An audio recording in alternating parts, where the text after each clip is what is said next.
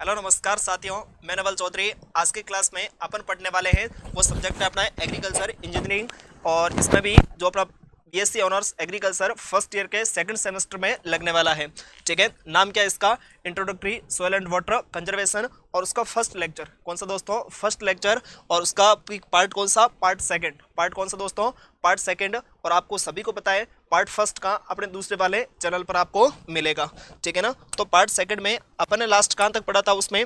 तो अपन ने पढ़ लिया कहाँ तक दोस्तों? एक्सेलरेटेड इरोजन के टाइप्स पढ़ रहे थे अपन, है ना? एक्सेलरेटेड इरोजन के टाइप्स। और इसमें भी अपन पहला कौन सा पढ़ा था? पहला था इसमें वाटर।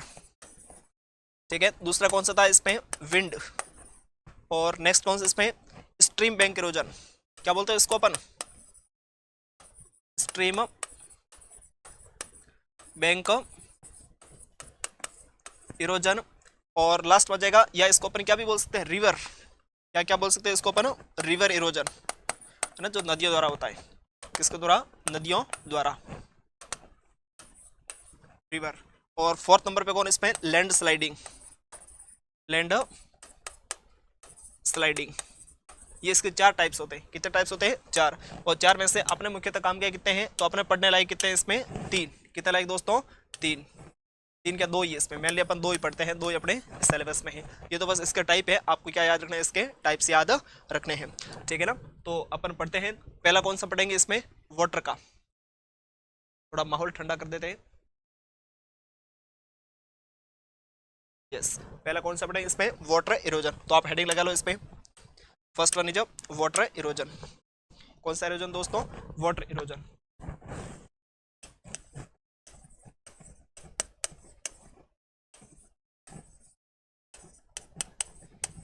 Water erosion. और अपने इसके टाइप्स पढ़े थे वाटर इरोजन के। पहला टाइप्स कौन सा पढ़ा था आपने?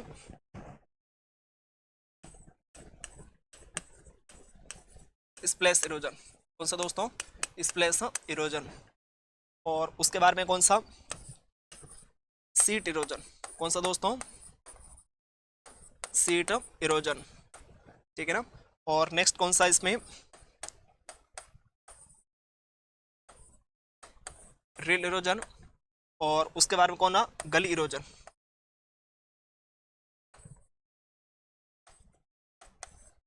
गली इरोजन। ठीक है ना? ये हो गए इसके क्या दोस्तों? अपने टाइप्स हो गए।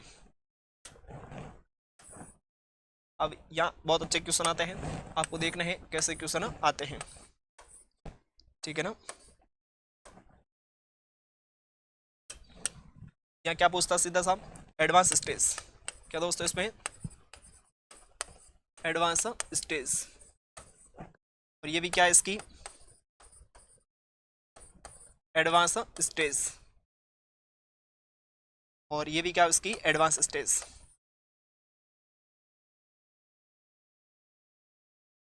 Advance stage. ठीक है ना? आपको पूछेगा कि बताओ इसमें सीट इरोजन की एडवांस स्टेज कौन सी है? तो वो कौन सी है? स्प्लैश। रिल इरोजन की एडवांस स्टेज कौन सी है? तो कौन सी इसमें? Seat erosion. और गली की एडवांस कौन है? तो कौन है इसमें? रिल इरोजन। अब देखो क्वेश्चन ध्यान से सुनना। ठीक है ना? क्वेश्चन क्या है इसमें? रिल इरोजन की एडवांस स्टेज कौन सी है? तो रिल की तो कौन सी है? सीट। ठीक है? या फिर आपको क्या पूछे इसमें? सीट इरोजन की एडवांस स्टेज कौन सी है? तो सीट नहीं, ऐसे नहीं। सीट किसकी एडवांस इरोजन है? तो सीट किसकी एडवांस इरोजन स्टेज है? तो रिल की। देखो दो क्वेश्चन में फर्क है, मैं इधर लिख के दिखा देता हूँ आपको इसमें। ठीक है? दोनों क्वेश्चन लैंग्वेज क्या इसमें फर्क है। पहला क्या था इसमें? रिल किसकी एडवांस स्टेज है? स्टेज है। और दूसरा क्या है इसमें? ठीक है ना? गली गली सॉरी गली नहीं, वो ले लो इसमें सीट। Seat erosion. पहला तो क्वेश्चन क्या था? रिल किसकी है? सीट इरोजन की एडवांस स्टेज है। दोनों क्वेश्चन अलग अलग है। सीट इरोजन की एडवांस कौन सा? मतलब सीट से आगे आने वाली। तो सीट से आगे आने वाली कौन सी है? तो सीट के बाद रिल, तो इसका आंसर तो क्या हो जाएगा अपने सामने, रिल इरोजन। कौन सा हो जाएगा इसका आंसर, तो रिल इरोजन, ठीक है ना। और इसमें क्या हो जाएगा, रिल किसकी एडवांस स्टेज है, रिल है किसकी, ये जो रिल है ये किसकी एडवांस स्टेज है, तो रिल एक तरीके से देखो तो किसकी, सीट की एडवांस है, सीट की एडवांस हुई तभी को इसमें रिल हुई, ठीक है ना। तो किसकी हुई इसमें,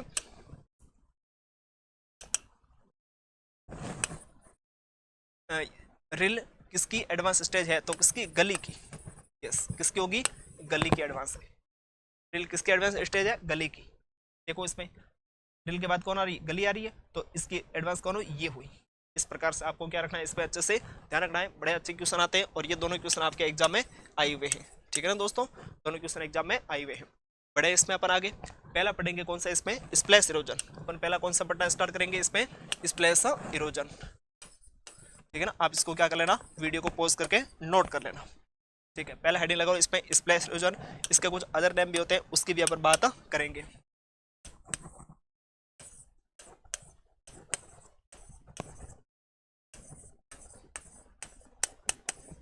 स्प्लैश इरोजन या इसको बोलते हैं rain drop erosion,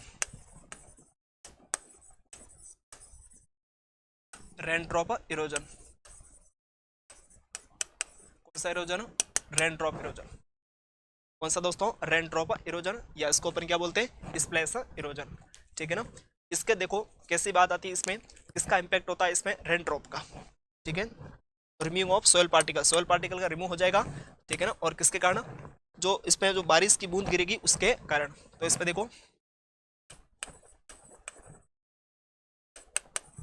removing of soil particle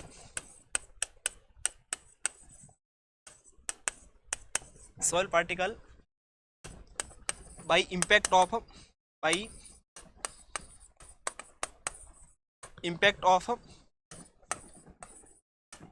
raindrop, by impact of raindrop, raindrop के इम्पैक्ट के कारण वो जो सॉइल का पार्टिकल है वो क्या हो जाएगा, यहाँ से रिमूव हो जाएगा, किसके कारण, रेनड्रॉप के इम्पैक्ट के कारण हो जाएगा, ठीक है ना।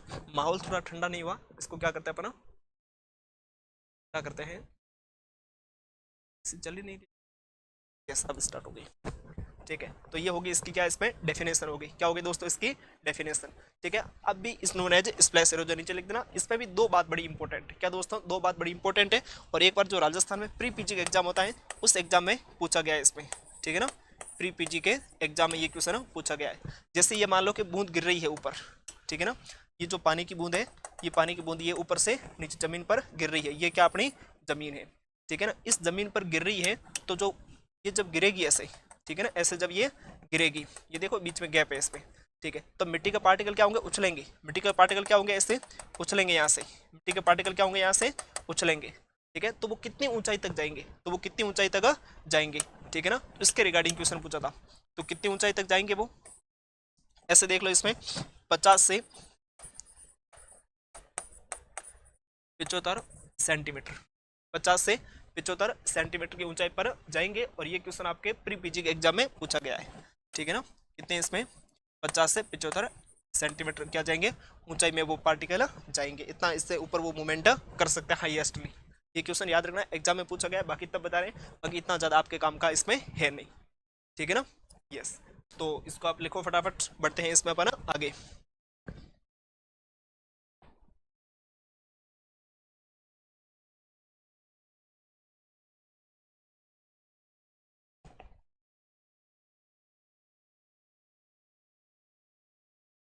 कर लिया नोट, ठीक है, आगे बढ़ते हैं। अब देखो दो बड़ी अच्छी चीज आ रही है इसमें, और जो अपन को पढ़नी जरूरी भी है, ठीक है ना, जो अपन को पढ़ने क्या इसमें जरूरी भी है। रेन ड्रॉप की काइनेटिक एनर्जी वो त्रिज्या में संबंध,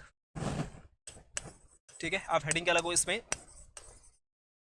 रेन ड्रॉप की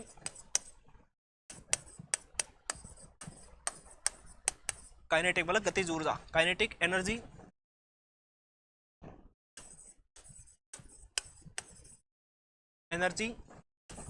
व रेडियस, रेडियस मतलब त्रिज्या, व त्रिज्या में संबंध,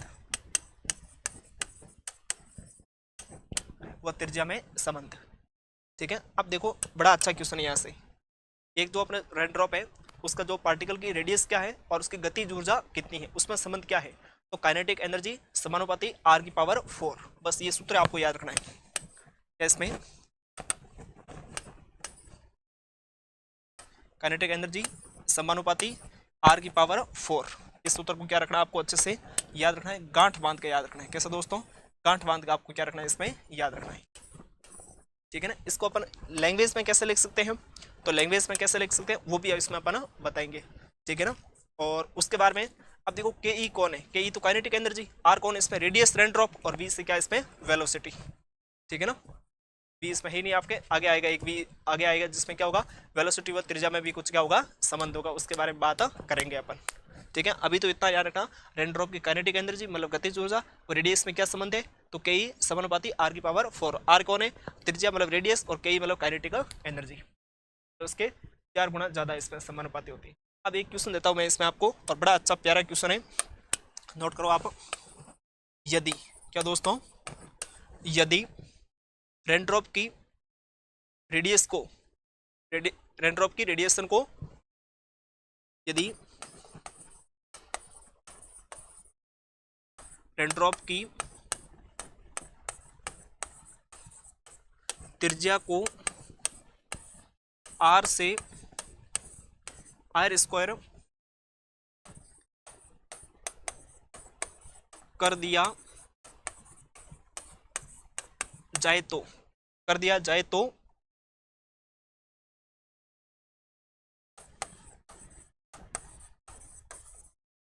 रेनड्रॉप की काइनेटिक एनर्जी कितनी होगी,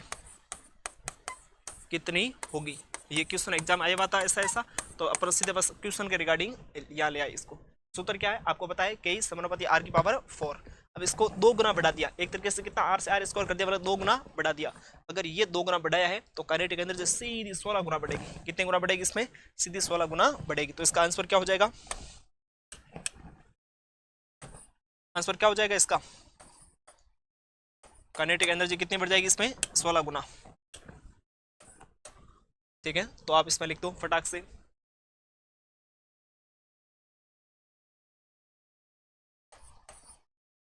काइनेटिक एनर्जी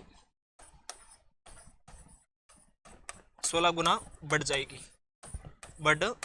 ये या तो सीधा क्वेश्चन याद रख लो, या फिर सूत्र से आप इसको सॉल्व भी कर लेना इसमें, ठीक है ना। r से r² कर दिया जाए, इस पर क्या फर्क पड़ेगा, तो क्या फर्क पड़ेगा इसमें, सीधी 16 गुना बढ़ जाएगी, ठीक है। अभी देखेंगे कैसे बढ़ रही, एक अभी एक और सूत्र आएगा, उस सूत्र से भी आपको ये क्वेश्चन अच्छे से समझ आएगा। पहले इस सूत्र को देख लो आप, उसमें क्या लिखना है, वेलोसिटी व त्रिज्या में संबंध, क्या लिखना है इसमें,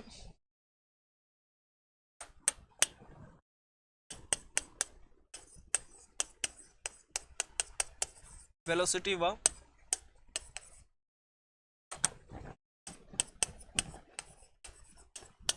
त्रिज्या में संबंध, वेलोसिटी व त्रिज्या में संबंध, और वो सीधा सा संबंध है क्या दोस्तों, इसमें सीधा सा संबंध है आपके। तो इसको कैसे लिखना है, v², क्या दोस्तों, v² समानुपाती r, v² समानुपाती r, बस ये याद रखना है आपको। क्या याद रखना है इसमें, ये याद रखना है। और इसको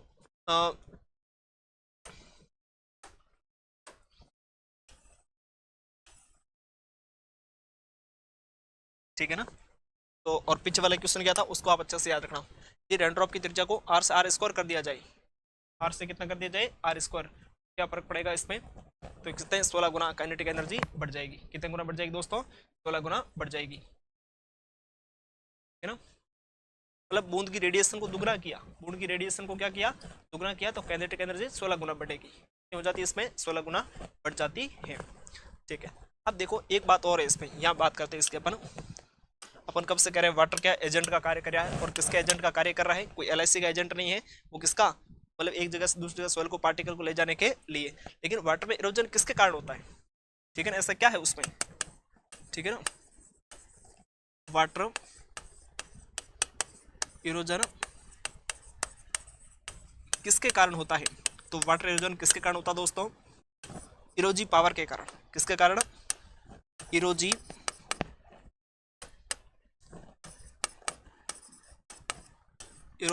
पावर के कारण। किसके कारण दोस्तों, इरोजी पावर के कारण, ठीक है ना, किसके कारण हुआ, इरोजिव पावर के कारण हुआ। अब देखो इरोजिव पावर में क्या लिखना आपको, ठीक है ना, इरोजिव पावर, ठीक है ना, ये क्या होती है,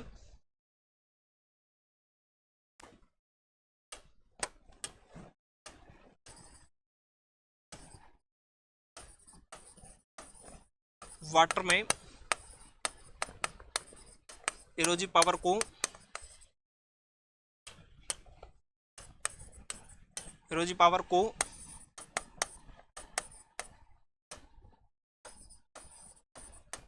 काइनेटिक एनर्जी कहते हैं, काइनेटिक एनर्जी कहते हैं, ठीक है ना, ध्यान रखना क्या कहते हैं इसको, काइनेटिक एनर्जी कहते हैं। वाटर में जो इरोजिव पावर है उसी के कारण क्या होता है, वाटर इरोजन होता है, वाटर के द्वारा मतलब सोयल का पार्टिकल एक जगह से दूसरी जगह पहुंचाया जाता है, और वो इरोजिव पावर है, इसी को अपन क्या बोलते हैं पानी के लिए, काइनेटिक एनर्जी, क्या बोलते हैं दोस्तों, काइनेटिक एनर्जी। तो इसको भी नोट करो।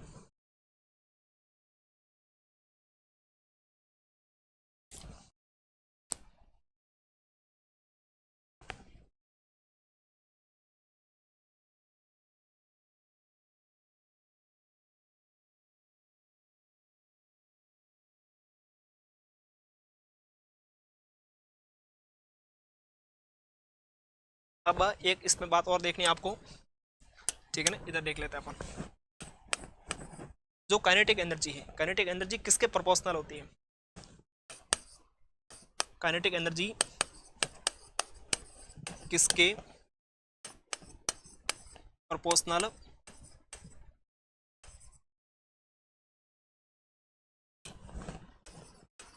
प्रोपोर्शनल होती है,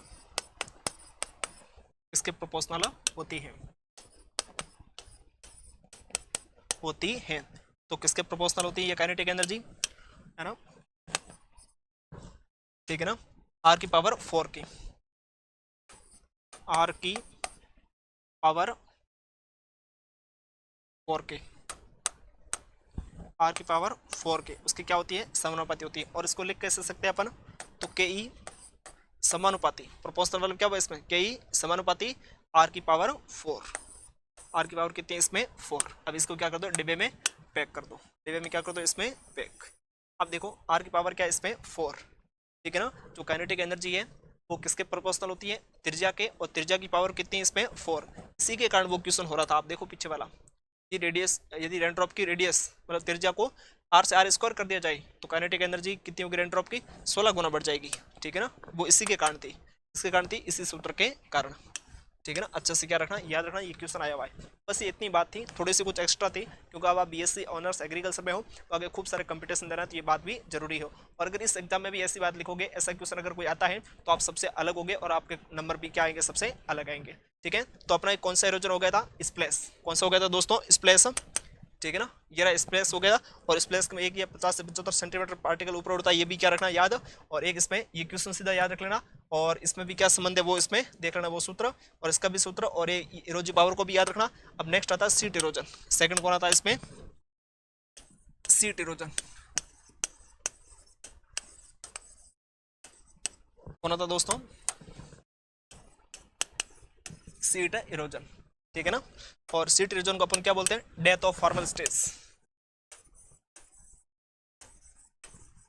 डेथ ऑफ फार्मर स्टेज, किसान की मृत्यु अवस्था। क्यों बोलते हैं किसान की मृत्यु अवस्था, ऐसी क्या स्थिति आ गई, ठीक है ना। तो इसलिए बोलते हैं क्योंकि जब किसान का जो सबसे मेन पार्ट है वो सोयल है, और सोयल की ऊपर वाली जो फर्टाइल लेयर होती है वो लेयर ही बैक के चली जाती है, तो किसान के पास पीछे कुछ बचा ही नहीं, ठीक है ना, उसकी क्या होगी, डेथ होगी, मतलब ऐसे समझो। इसलिए इसको अपन क्या बोलते हैं, डेथ ऑफ फार्मर स्टेज बोलते हैं, ठीक है ना। तो इसमें लिख दो, soil particle removing by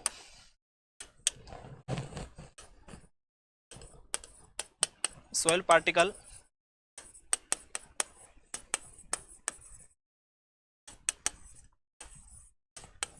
removing by किसके द्वारा, वो एक सीट है पूरी पूरी, क्या पूरी पूरी इसमें सीट के फॉर्म में बह जाएगी वो,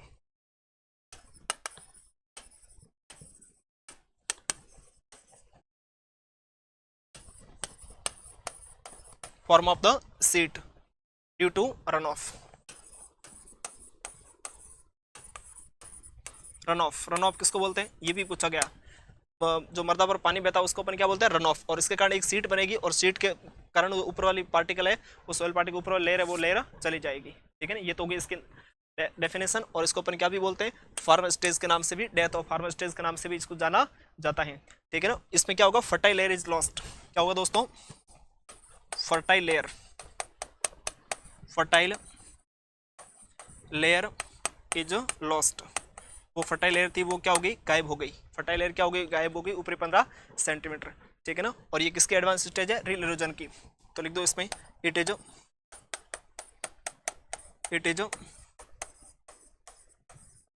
advance stage of, it is advance stage of reel erosion, reel erosion. ठीक है ना, इसको भी आप क्या रखना, अच्छे से ध्यान में रखना। ये हो गया अपने कौन सी, सीट इरोजन। करो नोट फटाफट इसको। नेक्स्ट अपन पढ़ेंगे रिल इरोजन। कौन सा पढ़ेंगे दोस्तों, रिल इरोजन।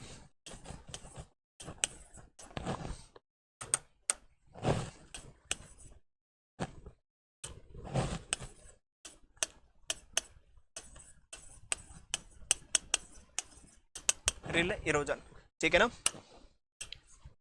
देखो रिल इरोजन में क्या होगा, इसमें नालियाँ बनेगी, छोटी छोटी नालियाँ बननी क्या हो जाएगी, स्टार्ट हो जाएगी। ठीक है ना, और आगे गली जाएगी, इसमें बहुत ज़्यादा क्या बन जाएगी, नालियाँ। इसमें जो नालियाँ बनेगी इसको अपन कृषि यंत्रों की सहायता से, कल्टीवेटर से क्या कर सकते हैं, उसको अपन ठीक कर सकते हैं। ठीक है, आगे जो गली बनेगी उसको अपन ठीक नहीं कर सकते। ठीक है, लिखो इसमें, ये मोस्टली क्या होते हैं, मोस्टली टेक इन कल्टिवेटेड लैंड। लिखो इसमें, मोस्टली टेक इन कल्टिवेटेड लैंड,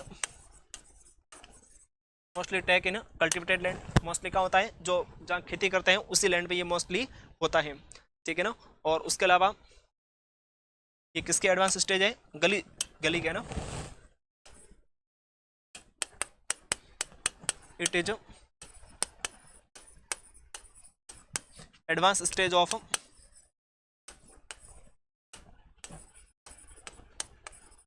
गली इरोजन। कौन सा इरोजन है, गली इरोजन। इसकी क्या है, एडवांस स्टेज है। और लास्ट में वो लाइन लिख देता हूँ, इसमें हिंदी में लिख देते हैं अपन, इसमें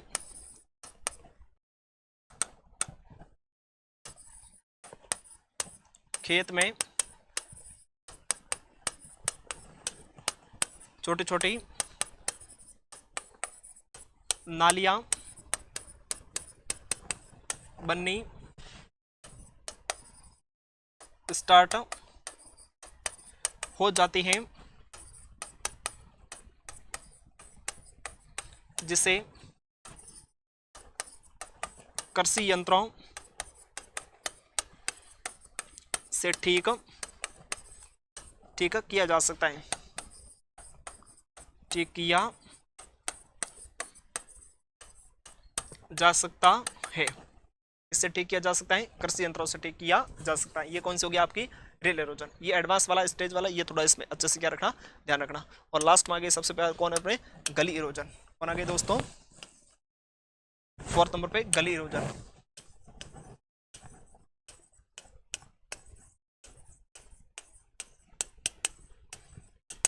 गली इरोजन कौन दोस्तों, इसमें गली इरोजन। तो देखो आप इसमें गली इरोजन में क्या होता है और कैसे क्या होता है इसमें। ठीक है ना, इसमें तो आपने ने कहा था नालियाँ बनेगी, वो बड़ी बड़ी बन जाएगी। नालियाँ कैसे बनेगी, बड़ी बड़ी, और जिसको फिर आप ठीक करना इसको पॉसिबल नहीं है। ठीक है, कृषि यंत्रों से इसको आप ठीक नहीं कर सकते। देखो इसमें सीधे बात लिख देते हैं, खेत में बड़ी बड़ी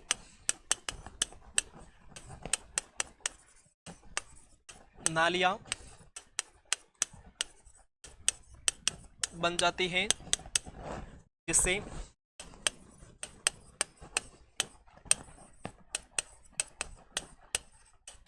कृषि यंत्रों से ठीक नहीं किया जा सकता, नहीं किया जा सकता। ठीक है ना, कृषि यंत्रों से ठीक नहीं किया जा सकता, जिसको अपन क्या बोलते हैं इसमें, गली इरोजन। क्या बोलते हैं दोस्तों, गली इरोजन बोलते हैं। ठीक है ना, तो नोट करो इसमें।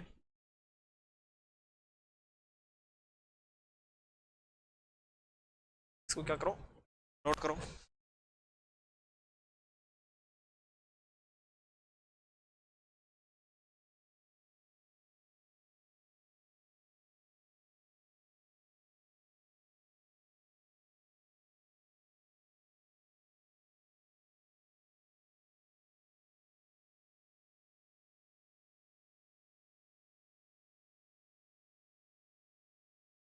कर दिया नोट इसको। अब देखो इसमें एक इसमें हेडिंग क्या लगा होगा आप,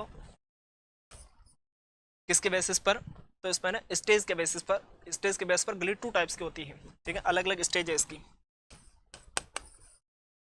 स्टेज के बेस पर गली 2 टाइप्स की होती है। कितने टाइप्स की होती है, 2 टाइप्स की होती है, ठीक है। कौन कौन से अपन फटाक से देख लेते हैं एक ही मिनट में। पहली कौन सी आएगी इसमें, ओल्ड गली। कौन सी दोस्तों, ओल्ड गली। और उसके बाद कौन आ जाएगी इसमें, न्यू गली। कौन आ जाएगी इसमें, न्यू गली। एक ओल्ड और एक कौन सी होगी इसमें, न्यू। अब देखो इसमें क्या होगा, आप तो यूं समझो सीधा, इसमें अभी भी पानी आ रहा है, मतलब जो गली खाई बनी है उसमें पानी आ रहा है, तो इसमें तो क्या अभी भी पानी आ रहा है, मतलब पानी बहता है, पानी आ रहा है। नहीं नहीं सॉरी, ओल्ड है, ओल्ड तो पानी नहीं आ रहा है इसमें, अब पुरानी हो गई है ना, पानी नहीं आ रहा है, ठीक है। पानी अगर नहीं आ रहा है तो वो क्या होगी, अब इनएक्टिव हो गई। क्या होगी इसमें, इनएक्टिव। इनएक्टिव गली है, ये कैसी गली है, इनएक्टिव गली है। पूछते हैं इनएक्टिव गली कैसी होती है, तो ये कैसी है, इनएक्टिव गली, ठीक है ना। कैसे दोस्तों, इनएक्टिव गली, ठीक है। और इसके डायमेंशन क्या रहता है, सेम रहता है। डायमेंशन मतलब इसकी चौड़ाई वगैरह, अब चौड़ाई नहीं बढ़ेगी, जो बढ़नी थी वो बढ़ गई। डायमेंशन सेम रहता है, ठीक है। अब पानी भी नहीं आ रहा, इनएक्टिव हो गई है, और गली की जो चौड़ाई है, जो इसका डायमेंशन है, वो भी अब चेंज नहीं हो रहा है, जो पहले से बन गया वो बन गया। फोटो भी बताएंगे इसको, है ना, आपसे क्वेश्चन भी पूछते हैं, क्या क्वेश्चन आ रहा है वो भी देखेंगे अपन, ठीक है। अब देखो इसमें न्यू गली में, न्यू गली में क्या है, इसमें पानी आ रहा है, पानी अभी भी बहता है, इसमें पानी आ रहा है, ठीक है। और क्या लिखोगे इसमें, पानी आ रहा है तो ये कैसी होगी, एक्टिव गली। कैसी होगी दोस्तों, एक्टिव गली होगी। कैसी गली, एक्टिव गली, ठीक है। और इसका एक्टिव है तो पानी कभी बहाव के साथ ज़्यादा आएगा, तो पार से पास की साइड से मिट्टी और खींच के ले जाएगा, तो इसको अपन क्या बोलेंगे, चौड़ाई, मतलब इसकी घटती और बढ़ती रहती है, तो इसका डायमेंशन चेंज होता रहता है, ठीक है। इसका डायमेंशन क्या होता है, चेंजेबल होता है। डायमेंशन मतलब चौड़ाई, ऐसे समझ लो, डायमेंशन चेंज होता रहता है। डायमेंशन क्या है, चेंज होता रहता है, ठीक है। अब इसका मैं फटाक से क्या बना देता हूँ, आपको फोटो बना देता हूँ। और फोटो तो इसमें क्या, अभी ये गली और टाइप आएंगे उसमें फोटो बनाएंगे, ठीक है ना। अभी इसको क्या कर लो, इतना नोट कर लो बस, क्या करो इसको फटाक से नोट कर लो आप। ये तो किसके बेस पे थी, तो ये अपने किसके बेस पे थी, स्टेज के बेस पे, ठीक है ना। और ये गली का पहला प्रकार था, कितना प्रकार था, पहला। अभी आगे और भी प्रकार आएंगे इसके।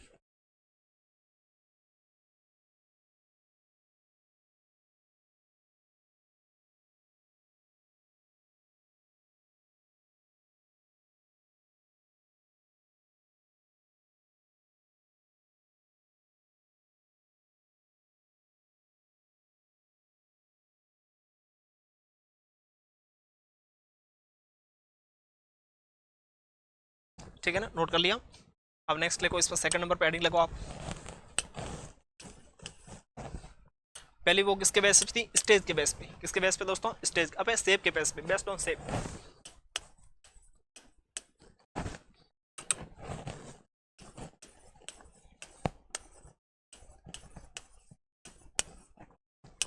बेस्ड ऑन सेप, सेप के बेसिस पे, ठीक है ना। तो इसमें पहले अपन कौन से लिखेंगे, यू सेप। कैसे दोस्तों, इसमें यू सेप, और दूसरी कौन आ जाएगी इसमें आपके, तो वो वी सेप,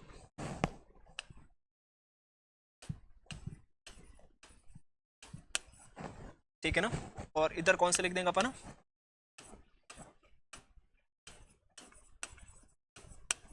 वी शेप, और इधर कौन हो गई इसमें यू शेप, ठीक है ना।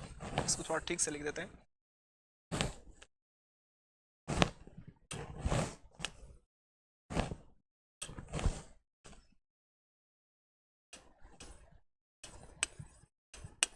यू शेप, बस गली भी ये ऐसी ही है, इसमें कोई ज़्यादा वो बात नहीं है।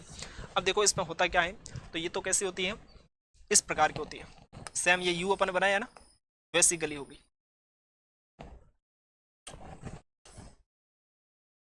ठीक है ना। और ये गली कैसी होगी, ऐसी होगी, ये गली कैसी होगी, ऐसी होगी। और इसमें ये क्या सोयल के पार्टिकल है, किसके पार्टिकल है, सोयल के पार्टिकल है, ये सोयल के पार्टिकल से बनेगी। तो ये तो कैसे पार्टिकल से बनेगी, तो ये तो बनेगी अपने पास कैसे, हेटेरोजीनियस, हेटेरोजीनियस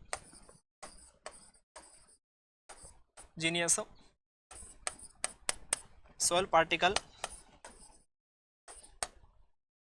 सोयल पार्टिकल से बनती है। और ये किससे बनती है, इसमें होमोजीनियस, ये किससे बनती है, होमोजीनियस सोयल पार्टिकल से बनती है। और ये कहाँ बनती है, प्लेन एरिया में, ठीक है ना। ये देखो नीचे से एकदम प्लेन है, तो कहाँ बनेगी ये, प्लेन एरिया में बनती है। प्लेन मतलब मैदानी क्षेत्र में, कहाँ पर, इसमें मैदानी क्षेत्र में। और ये ऐसे कहाँ वी शेप, ऐसा कहाँ आएगा, हिली रीजन में। ये कहाँ बनेगी, हिली रीजन में, पहाड़ी क्षेत्रों में। कहाँ बनेगी दोस्तों, हिली रीजन में, ठीक है। हिली रीजन में बोले तो इसमें पहाड़ी क्षेत्रों में, किसमें दोस्तों, पहाड़ी क्षेत्रों में ये बनती है, ठीक है। उसके बाद में इसका आकार कैसा होगा, तो इसका आकार तो यू शेप है, और इसका आकार कैसा है, वी शेप है। आकार में मुझे कुछ बताने की आवश्यकता नहीं है, ठीक है। और ये क्या, इसकी वेलोसिटी हाई होती है, इसकी क्या होती है, थोड़ी वेलोसिटी हाई होती है, वेलोसिटी हाई होती है। तो इसमें क्या होता है ज़्यादा आपने, तो इसमें ज़्यादा क्या होता है आपके डिस्चार्ज रेट, है ना, इसमें डिस्चार्ज हाई होता है, डिस्चार्ज हाई होता है। बस पहला किसके बेसिस पे था, तो इसमें अपने पास कौन सा था, पहला स्टेज के बेसिस पे, ठीक है ना, ओल्ड और न्यू। और अब आगे इसमें सेव के बेसिस पे एक तो यू आकार की और एक ऐसे इसमें वी आकार की। गली वाला टॉपिक अपने अच्छे से इंपॉर्टेंट है, और आगे इसके एक और आगे क्लासिफिकेशन G1 G2 G3 वो वाला वेरी वेरी इंपॉर्टेंट है। तो इतना आज नोट कर लिया, आगे का अपन नेक्स्ट क्लास में पढ़ेंगे और अच्छे से पढ़ेंगे। आप नोट्स और साथ बनाए रखिएगा, और चैनल को सब्सक्राइब करें और कमेंट जरूर करें ये क्लास आपको कैसे लगी, ठीक है दोस्तों। मिलते हैं अपन नेक्स्ट क्लास में।